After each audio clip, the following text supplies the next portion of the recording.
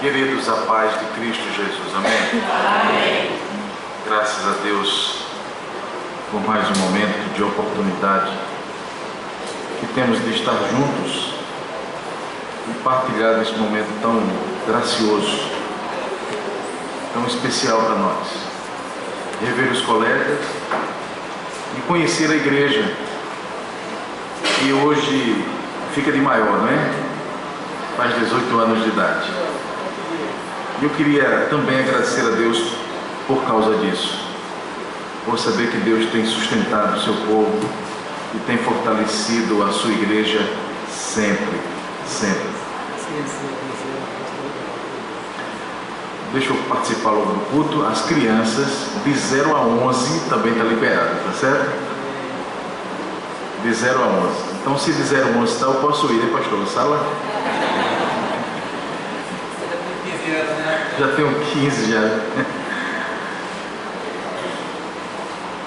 Queridos, abra sua Bíblia em Colossenses capítulo 1.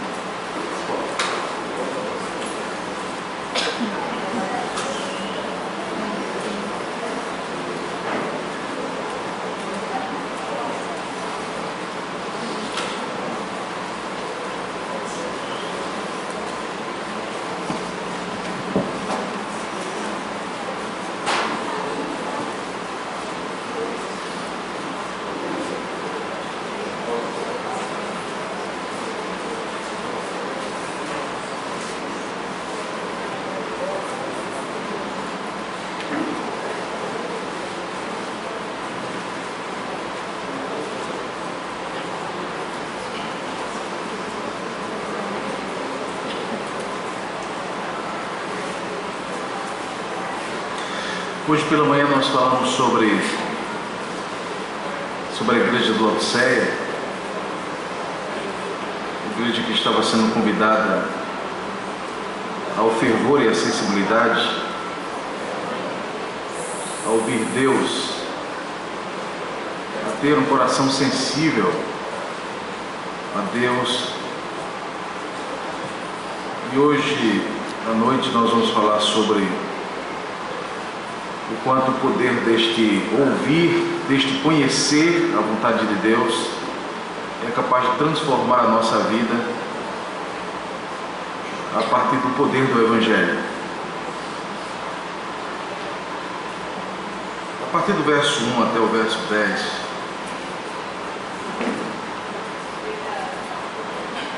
Colossenses, Paulo, apóstolo de Cristo Jesus, por vontade de Deus, e o irmão Timóteo, aos santos e fiéis irmãos em Cristo que se encontram em Colossos, graça e paz a vós outros, da parte de Deus, nosso Pai. Damos sempre graças a Deus, Pai de nosso Senhor Jesus Cristo, quando oramos por vocês, desde que ouvimos a vossa fé em Cristo Jesus e do amor que tendes para com todos os santos, por causa da esperança que vos está preservada nos céus, da qual antes ouvistes pela palavra da verdade do Evangelho, que chegou até vós, como também em todo o mundo, está produzindo fruto e crescendo. Tal acontece entre vós desde o dia em que ouvistes e entendestes a graça de Deus na verdade, segundo foste instruídos por Epáfras, vosso amado conservo, e quanto a vós outros, fiel ministro de Cristo, o qual também nos relatou do vosso amor no Espírito. Por esta razão também nós, desde o dia em que o ouvimos, não cessamos de orar por vós e de pedir que transbordeis de pleno conhecimento da sua vontade, em toda a sabedoria e entendimento espiritual, a fim de viverdes de modo digno do Senhor, para o seu inteiro agrado, frutificando em toda boa obra e crescendo no pleno conhecimento de Deus, sendo fortalecidos com todo o poder, segundo a força da sua glória, em toda perseverança e longanimidade, com alegria, dando graças ao Pai, que vos fez idôneos, a parte que vos cabe a herança dos santos na luz. Que o Senhor aplique a sua palavra ao nosso coração. Ó Deus, nós também somos gratos a Ti, Senhor, nesta noite. Te agradecemos, ó Deus, pela oportunidade de estarmos em Sua casa nesta noite, de podermos nos congregar, de poder, ó Deus, participar da reunião dos santos, em que nós estamos aqui, Senhor, com o único intuito de glorificar o Teu nome, de adorar ao Senhor, de bendizer ao Teu nome, ó Deus amado, porque Tu és digno, Senhor. Tu és digno do louvor, da adoração, da gratidão. Tu és digno, ó Deus amado, de tudo, ó Senhor, e de todas as coisas. E por isso nós estamos aqui. Estamos aqui, ó Deus, porque um dia a luz do Teu Evangelho entrou na nossa alma e dissipou toda a escuridade da vida. E hoje os nossos olhos estão abertos, ó Deus, e enxergamos, ó Deus, a verdade do Evangelho. E hoje, ó Deus, os nossos ouvidos, eles foram abertos. E agora, Deus, o nosso entendimento, ó Deus amado, está à Tua disponibilidade, para que seja cada dia, ó Deus, preenchido da graça, e que sejamos, ó Deus, transformados e moldados, ó Deus, conforme a imagem de Jesus. Nós te agradecemos, ó Deus, porque estamos aqui nesta noite, e juntos, povo a povo, gente a gente, estamos, ó Deus, glorificando o Teu nome, também pelos 18 anos desta igreja. Ó Deus amado, louvado seja o Teu nome. Que a Tua palavra desta noite, Senhor, traga ao nosso coração entendimento para compreendermos, ó Deus, a Tua vontade, o Teu querer para a nossa vida, em nome de Jesus. Amém. Amém. Queridos, Paulo, ele traz um esclarecimento do seu chamado, do seu apostolado, em razão de que, na verdade, ele estaria tratando de assuntos que eram pertinentes tornar exatamente conhecido o seu apostolado, tendo em vista que a sua autoridade não foi o resultado de conquistas humanas, nem de títulos conquistados através do seu aprendizado aos pés de Gamaliel, nem de seu vasto conhecimento. Paulo já deixou claro em Filipos que a sublimidade do conhecimento de Jesus o fez abrir mão de todas as conquistas e de todo conhecimento. Para Paulo, conhecer a Jesus foi o maior bem que ele teve na vida. Conhecer Jesus trouxe para ele exatamente uma perspectiva de vida diferente. E a vida de Paulo toda é transformada por este conhecimento. Paulo é transformado por causa do conhecimento de Jesus. Paulo é transformado por causa da graça de Jesus. E este entendimento que traz a Paulo faz com que ele enxergue as coisas de maneira em que Deus seja glorificado em tudo. Paulo então passa a engrandecer a Deus, porque dentro desta igreja, atacada por doutrinas gnósticas, heréticas, havia cristãos ali dentro que estavam permanecendo fiéis, exatamente diante de tantas coisas que eles estavam recebendo. O que Paulo escuta de Epáfras, segundo nós lemos no texto, foi exatamente destes irmãos que estavam frutificando nesta fé, daqueles que na verdade estavam ouvindo e estavam sendo sensíveis ao Senhor dentro da congregação, e eles não estavam vivendo de forma infrutífera. Pelo contrário, Paulo escuta de uma igreja que cresce, que se desenvolve, de uma igreja que se fortalece a cada dia e se fortalece em fé e em amor.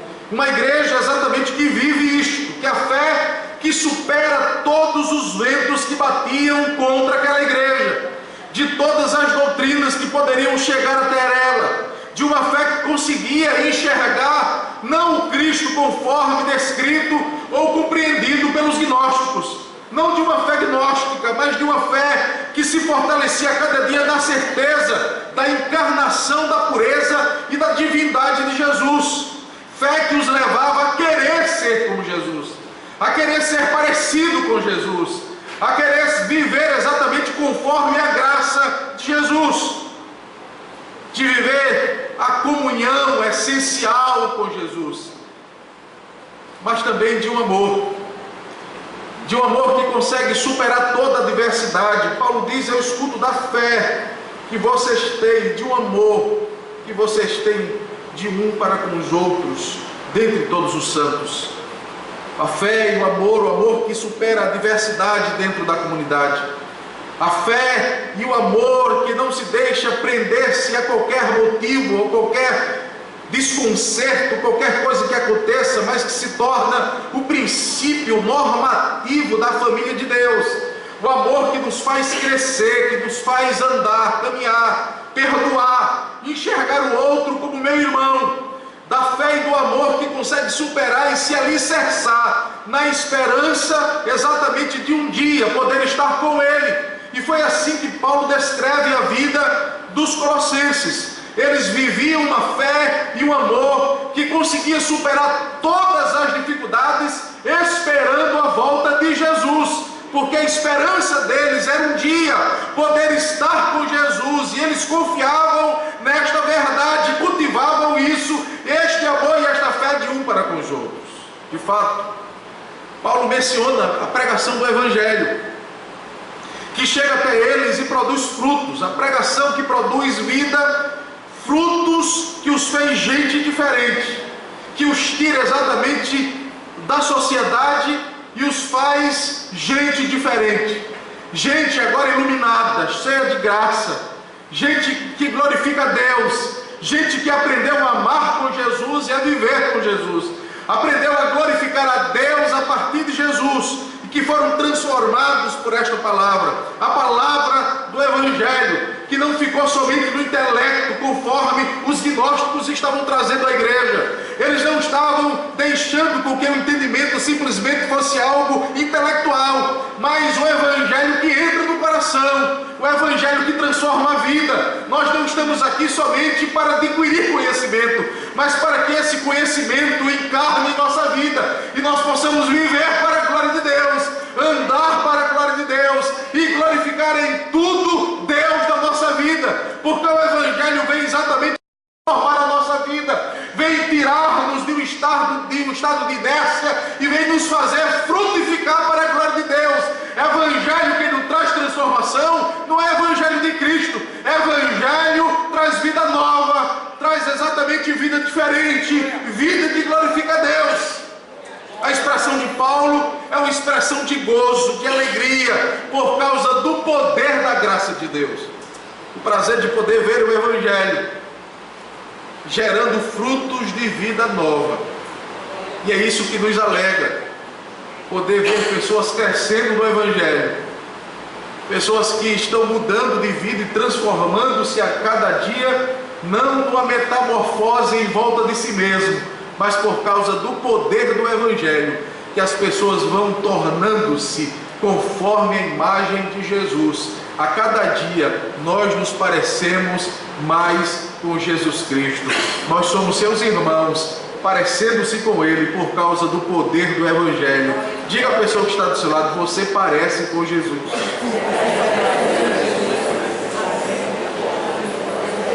Nós não acreditamos no poder e de um conhecimento que fica simplesmente no intelecto. Não é um conhecimento que fica simplesmente no campo da mente, mas de um conhecimento que desce para o coração, de um conhecimento que nos faz caminhar e que nos faz tocar, porque Evangelho, querido, Evangelho se evidencia nas mãos, Evangelho se evidencia no coração, Evangelho se evidencia nos passos da vida. O Evangelho se evidencia nos caminhos da vida a cada dia. Paulo estava vendo exatamente resultados na vida destes irmãos, que um dia, sensíveis à voz do Senhor, e que estavam sendo transformados por causa deste Evangelho. Evangelho que é mão no arado, Evangelho que é vida na vida, é vida na graça de Deus, para a glória do Senhor.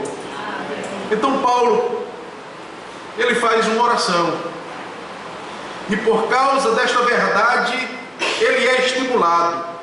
É uma verdade estimuladora, estimulante, renovadora, que consegue fazer pulsar o coração, querido, de um homem que estava na prisão.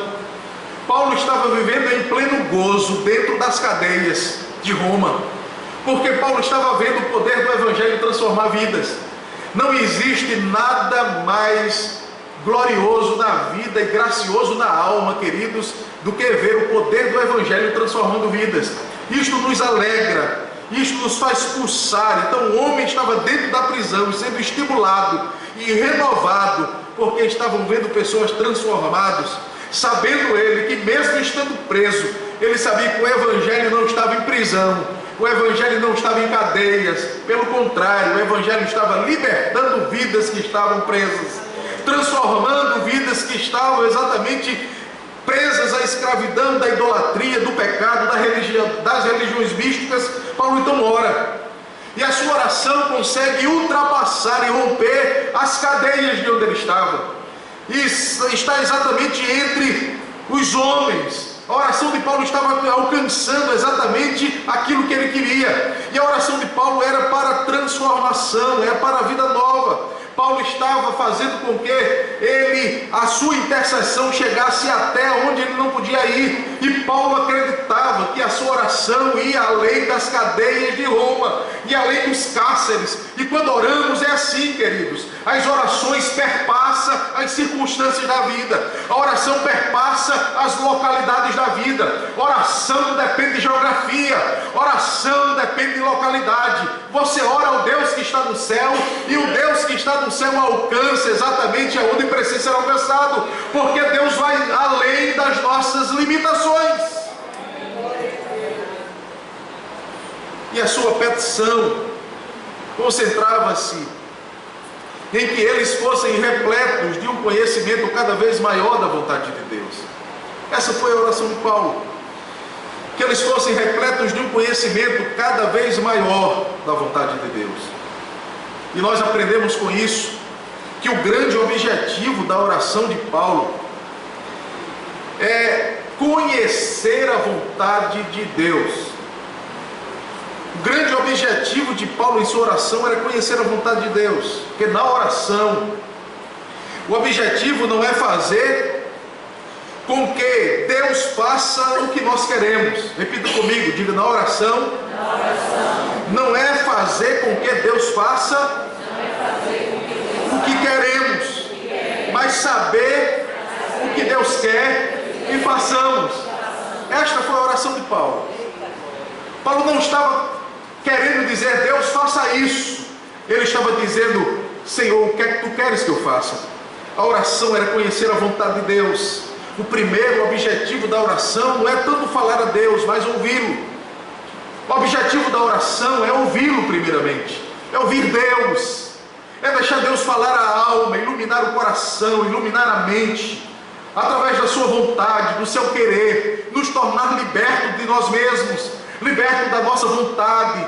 A oração nos faz libertar de nós mesmos. A oração nos faz conhecer a vontade de Deus para a nossa vida e viver o Evangelho de forma plena, dizendo: já não sou eu quem vive, mas Cristo é quem vive em mim. E o poder da oração torna-nos libertos de nós mesmos, das nossas vontades, do nosso querer, dos nossos caminhos, e passamos a trilhar não mais as nossas vontades, mas a vontade de Deus, o caminho de Deus, o propósito de Deus. A oração não é trazer Deus até nós, mas a oração é nos levar para debaixo da sua mão, é dizer: Deus, me guie, me dirija, me leve exatamente para onde tu queres, viver exatamente o que tu queres que eu viva. A oração não é dizer: Deus faça, é dizer: Deus, eu quero fazer, me ajude a viver, me ajude a glorificar o teu nome. A oração não é determinar o que Deus vai fazer, a oração é abrir o coração para viver exatamente a vontade e o propósito de Deus para a vida.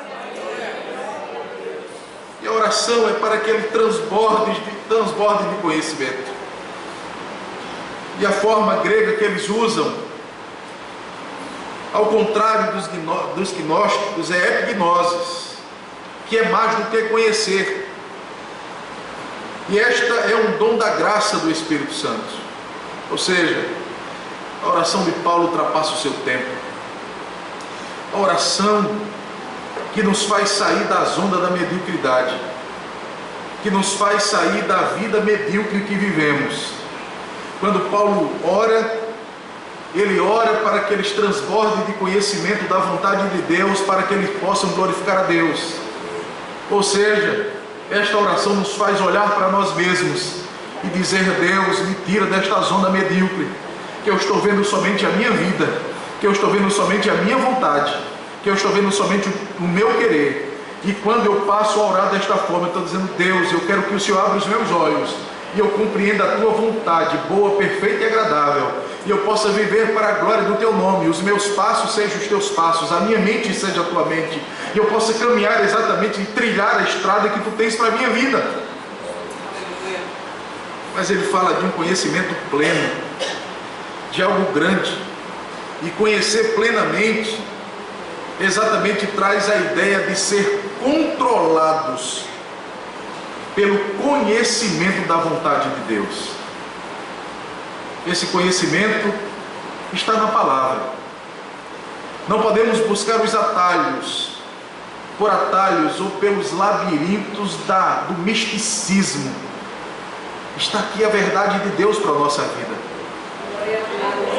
O conhecimento da vontade perfeita de Deus para nós está na sua Escritura.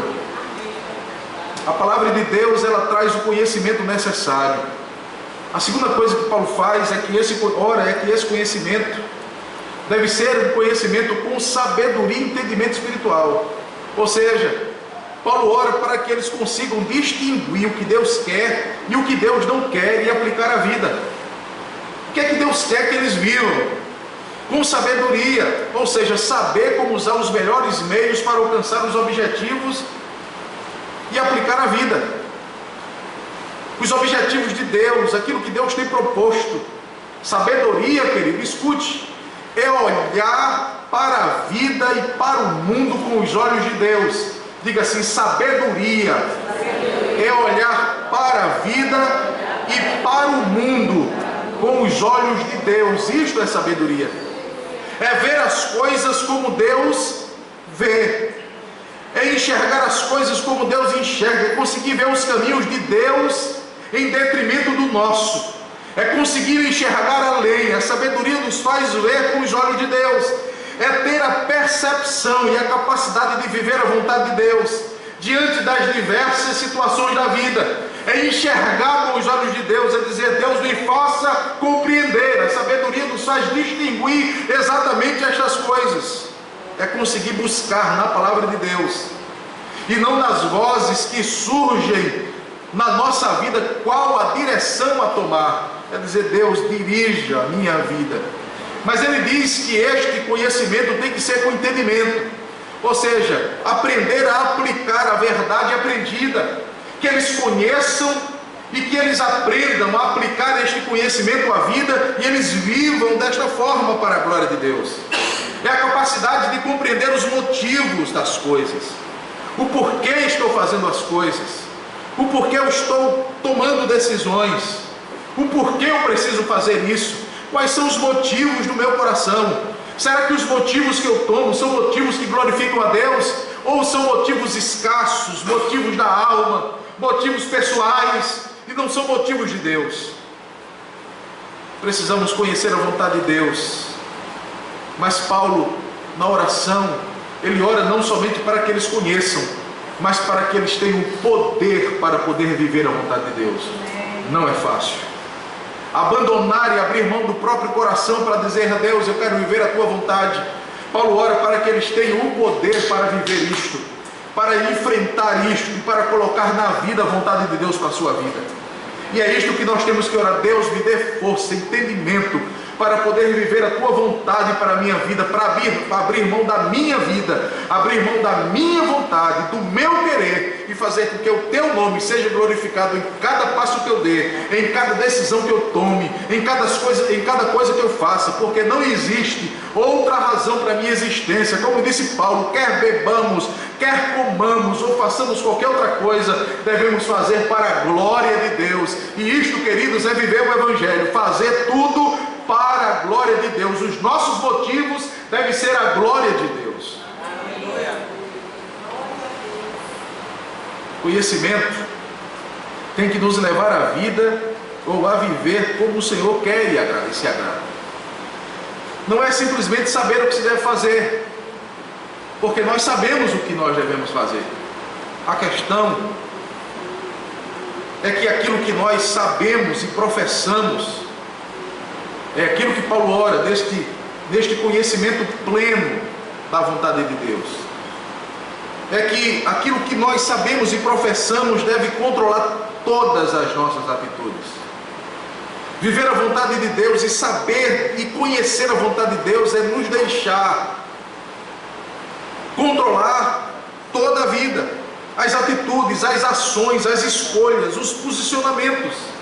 Porque o propósito que Paulo estava dizendo é para que nós possamos dar prazer a Deus, agradando-lhe em tudo. Então tudo que a gente faz deve dar prazer a Deus. Deus deve ter prazer na nossa vida, prazer nas nossas decisões, prazer quando fazemos para a glória de Deus. E ele está dizendo agradando-lhe, dando-lhe prazer,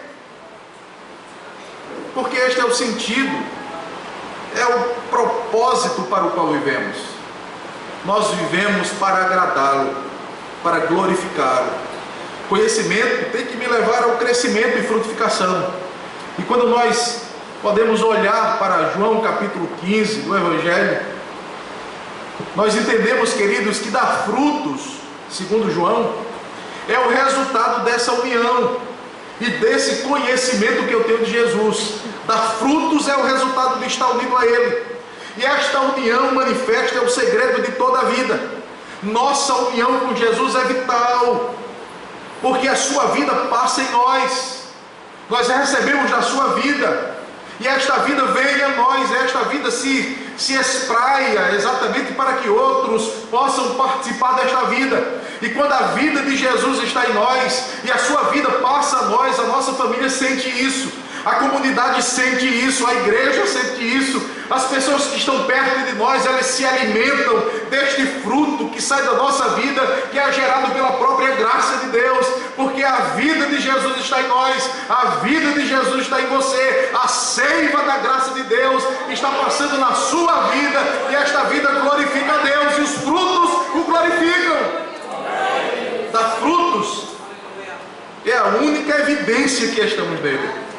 É isso que João ensina. Portanto, conhecimento sem crescimento, ouvir, ser sensível à voz de Deus, ser sensível à voz do Espírito, mas não colocar em prática exatamente a verdade, porque não basta somente ouvir, nós temos que obedecer. Não basta somente conhecer, nós temos que frutificar para a glória de Deus. Conhecimento sem crescimento e frutificação é mero exercício da religião.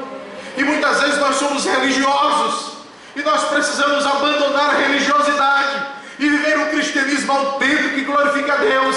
Mas esse cristianismo não parte de mim, parte da vida de Jesus em mim, da graça de Jesus em mim, do amor de Jesus em mim, da vida de Jesus que passa na minha vida, da glória de Deus que está dentro de mim. Aleluia! Aleluia! A árvore pode ser frondosa, bonita, pode aparentar muita coisa, mas se não tiver fruto não adianta. Tem que ter frutos, frutos que alimentem os outros. Observem que os frutos que saem da sua vida não são frutos em que você se satisfaz deles simplesmente, são frutos que alimentam os outros, são frutos que a família vê e que se alimenta dele, são frutos que a comunidade que eu faço parte se alimenta dele, porque Deus é glorificado nisso. Frutos que outros se alimentem, e que estes frutos sejam doces, e que esses frutos não sejam amargos, mas sejam graciosos, e quando as pessoas comerem destes frutos, possam glorificar ao nosso Pai que está nos céus, por causa da vida de Jesus em nós. Se Jesus está em você, se a vida de Jesus está em você, a sua vida é diferente, por onde você passar é diferente, na sua casa é diferente, na sua comunidade é diferente, na faculdade é diferente, no trabalho é diferente, por onde você passa, porque Jesus está em você.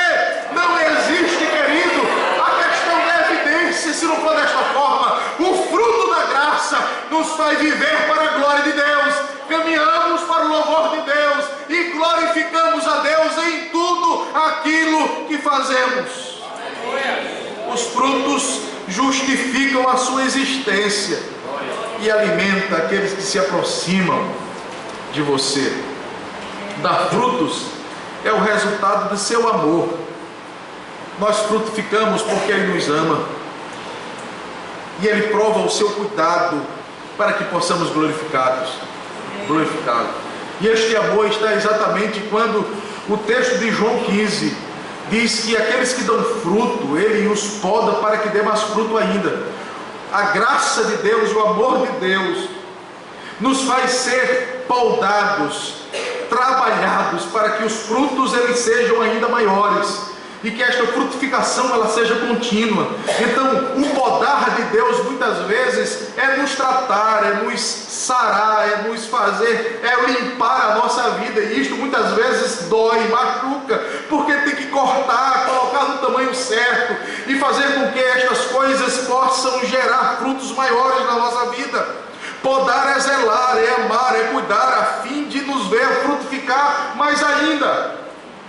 Dar frutos é o caminho que o glorificamos. Fazer Deus glorificado deve ser o nosso objetivo. É um dos principais privilégios da vida espiritual. Nossa felicidade, escute, não está em realizações pessoais.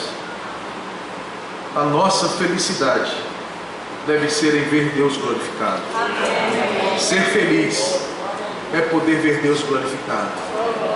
Não é realizações pessoais. Eu não sou feliz porque Deus me deu uma casa na praia. Eu não sou feliz porque Deus me deu um carro novo do ano. Eu sou feliz porque Ele está sendo glorificado através da minha vida. Porque a vida de Deus está em mim. Porque eu estou ganhando vidas para Jesus. Porque a minha família está sendo abençoada através da minha vida e Deus está sendo glorificado. Dar frutos é a razão de termos sido escolhidos por eles. Fazer Deus conhecido. Uma vida frutífera, ela se reproduz, se multiplica. A evangelização glorifica a Deus. Mas Paulo fala de um conhecimento, queridos, que tem de gerar intimidade. Como disse, não é simplesmente um conhecimento teórico, que fica no campo da mente, mas é um experimento que nos conduz a um relacionamento íntimo. É algo que nos leva a ir além do conhecimento. Eu sei que nunca nós chegaremos à perfeição aqui na terra. Caminhamos de forma imperfeita em direção à eternidade. Enquanto estivermos aqui, irmãos, estamos caminhando de forma imperfeita. Mas caminhamos. Caminhamos não sem objetivo. Caminhamos buscando conhecê-lo. Caminhamos buscando conhecer a sua vontade. Caminhamos tentando buscar aquilo que lhe dá prazer. Aquilo que dá prazer a Deus. Nós precisamos deixar as formalidades da vida, de um conhecimento sem vida, de um conhecimento sem fruto, de um conhecimento sem transformação. Conhecer e prosseguir neste caminho de conhecimento, de conhecer a vontade de Deus, é uma ação que nunca chega ao fim. Quando nós estudamos teologia no seminário, nós aprendemos sobre a cognoscibilidade de Deus, que Deus se torna conhecido. E dentro dessa doutrina teológica, ele diz que Deus ele nunca se deixa conhecer por inteiro, mas à medida que nós o buscamos, Deus ele vai se revelando para nós. Deus quer que você o conheça mais. E à medida que você vai buscar ao Senhor, Deus vai se revelando à medida que você o busca. Em último lugar, para nós terminarmos aqui, mas é um conhecimento que deve nos fortalecer. A verdade do Evangelho deve nos fazer perseverar até o fim. Conhecimento, irmãos, que não nos fortalece, Conhecimento que não gera força em nossa vida é um conhecimento da mente, somente intelectual. Este conhecimento tem que sair do campo da mente e vir ao coração. É o conhecimento que nos traz convicção. Sabe por quê? Porque religião é aquilo que as pessoas seguram nela. As pessoas se seguram na religião. Mas convicção é aquilo que sustenta você. A religião você se pega e a convicção lhe segura. Quem tem convicção de Deus, ele persevera. Ele vai até o fim, ele se sustenta na graça de Deus. Ou ele é sustentado, porque nesta ação da perseverança, não é nós que perseveramos em caminhar, mas é Deus que persevera em nos ajudar a caminhar. Deus persevera em nos ajudar, em nos conduzir. A perseverança está em Deus, não desistir de nós, de nos fazer caminhar para a glória dele. Existe a nossa responsabilidade, sim, mas a graça de Deus não desiste de nós. Ele nos sustenta neste caminho da vida. Paulo visa os desafios da época, da introdução de heresias. Devemos aprender, queridos, a lidar com as circunstâncias da vida. E isso, devemos ter paciência, ânimo e gozo diante de tudo, alegria diante de tudo, prazer. Lidar com as circunstâncias, com as tentações, com as lutas, com as dificuldades da vida, com as crises que surgem, que batem a porta, e que não adianta você querer fechar a porta, porque ela derruba e entra. As circunstâncias que chegam e não pedem licença, e entra na sua casa e muitas vezes quer agredir seu coração e fazer com que toda a graça e toda a fé seja ofuscada por causa disso.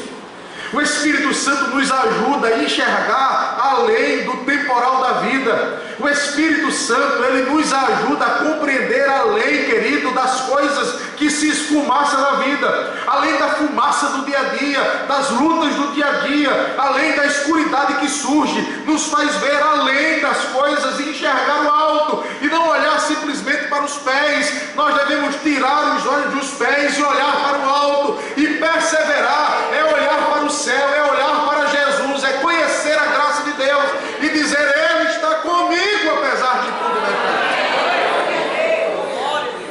Sabe por quê? Porque a iluminação do Evangelho erradicou de nós tudo aquilo que poderia trazer malefício. O Evangelho ilumina o coração. O Evangelho ilumina a mente. Você é esclarecido da verdade de Deus, e este conhecimento traz luz para que você persevere e vá até o fim. Deus nos tirou do terreno, do governo, do diabo, da vida, daquilo que éramos escravos, e agora sua palavra diz que nós somos herdeiros de Deus, iluminados de Deus para a glória do seu nome. Evangelho, ele produz o conhecimento necessário para a vida. Ouvir o Evangelho e colocar na vida, no dia a dia, faz com que nós possamos glorificar a Deus. Ouvir e viver para a glória de Deus. Nosso objetivo, queridos, é glorificar a Deus em tudo na vida, e que nos faça andar de forma digna, como diz Paulo. Conhecimento que dignifica a Deus, que glorifica a Deus. E eu queria orar com você nesta noite. Fica de pé em nome de Jesus.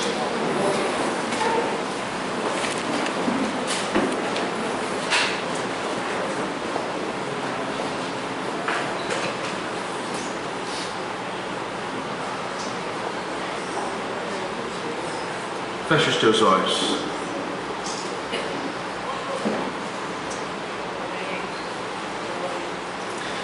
Aleluia. Aleluia. Aleluia. Nós temos caminhado tanto, e às vezes não compreendemos o porquê as coisas acontecem, e as coisas se desenvolvem, se desenrolam. Mas nós compreendemos que a graça de Deus, ela é a única razão de estarmos aqui. de estarmos em pé, de continuarmos, porque é este conhecimento da graça de Deus que nos faz perseverar e continuar no caminho da graça. Agora, diante das circunstâncias da vida, que você seja firmado em Cristo, que este conhecimento de Deus te faça viver para a glória de Deus. Nos momentos mais difíceis da vida, frutifique, dê frutos na dor, dê frutos na perda, dê frutos na crise, dê frutos nos momentos difíceis da vida. Você não está preso, você não está em trevas. O Evangelho trouxe luz ao seu coração. O Evangelho trouxe luz para viver a fé. O Evangelho trouxe luz para vivermos o amor, a graça. O Evangelho trouxe luz para conhecermos a vontade de Deus para a nossa vida. O Evangelho trouxe luz de Deus ao coração para perseverarmos, certos de que um dia estaremos com Ele para a glória do seu nome. Dê as mãos à pessoa que está do seu lado. Eu queria que você não orasse sozinho. Hoje pela manhã, você orou por você. Hoje à noite, você vai orar para quem está do teu lado. Hoje à noite você vai dizer: Senhor, sobre a vida do meu irmão, assim como Paulo orou pelos cristãos que estavam em Colossos, assim como Paulo orou para que o conhecimento deles crescesse e que eles tivessem o pleno conhecimento da vontade de Deus, desta mesma forma eu quero para a vida do meu irmão. Da mesma forma eu quero para a vida da pessoa que está do meu lado, que o Senhor lhe dê pleno conhecimento da sua vontade, pleno conhecimento do seu querer, para que eles andem, ó Deus amado, de forma digna do Senhor.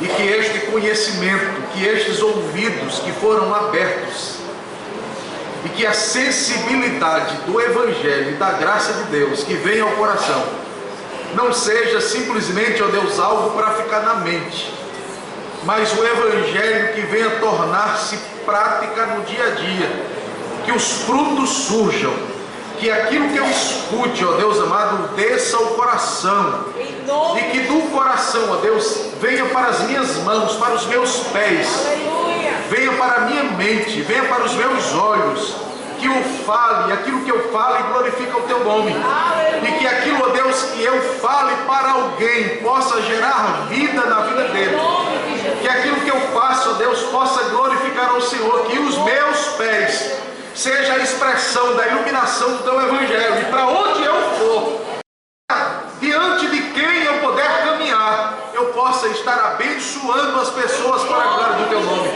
Evangelho que traduz em vida para o nosso coração, que é a iluminação desta graça, Senhor, nos faça, ó Deus amado, mais gente, ó Deus, agraciado pelo Senhor, e que os meus braços possam abraçar, possam acolher, possam amar, como fruto do teu Evangelho, porque a tua palavra diz, Senhor, que eles cresceram, não somente em fé, mas cresceram também em amor, a fé que foi praticada na vida do outro, a fé que foi expressa abraçando, a fé que foi expressa servindo ao Senhor. Toma-nos em tuas mãos, e que esta comunidade seja uma comunidade de amor, que esta comunidade seja uma comunidade, ó Deus, iluminada a cada dia por esta graça, que ame, que perdoe, ó Deus, que sirva, que caminhe, ó Deus, que saiba vencer as diversidades e as dificuldades da vida, e possa glorificar ao teu nome, e que todas as coisas que possam nos trazer separação sejam quebradas, e este amor possa, Deus amado, perdurar para a glória do teu nome, e as diferenças sejam somadas à vida, porque nós não somos iguais, mas que tenhamos sabedoria, mesmo diante da diversidade, possamos viver em unidade para a glória do teu nome. Toma-nos em tuas mãos, ó Pai. Nós te glorificamos nesta noite, nós te glorificamos nesta noite, porque não queremos, ó Deus, um conhecimento que fique no campo da mente, ó Deus, não queremos ouvir simplesmente, nós queremos praticar, nós queremos viver, nós queremos projetar o teu Evangelho na vida.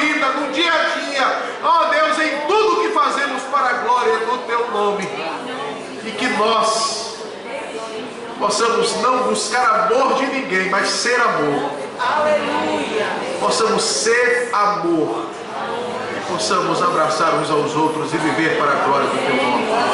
Agora dê um abraço na pessoa que está do seu lado. Mas não um abraço rápido. Dê um abraço pelo menos de 5 segundos. 5 segundos, abrace alguém que está perto de você. Diga: eu te amo em Jesus. Isso é fruto do Evangelho de Deus. Quero agradecer a Deus, querido, por estar aqui nesta noite, pelo pastor ter se lembrado de mim, por poder estar aqui com vocês. Quem foi abençoado foi eu. Fui abençoado por vocês. Agradecer ao nosso irmão que me hospedou com tanto amor, com a sua família, que me deu a sua casa e o seu carinho, em nome de Jesus.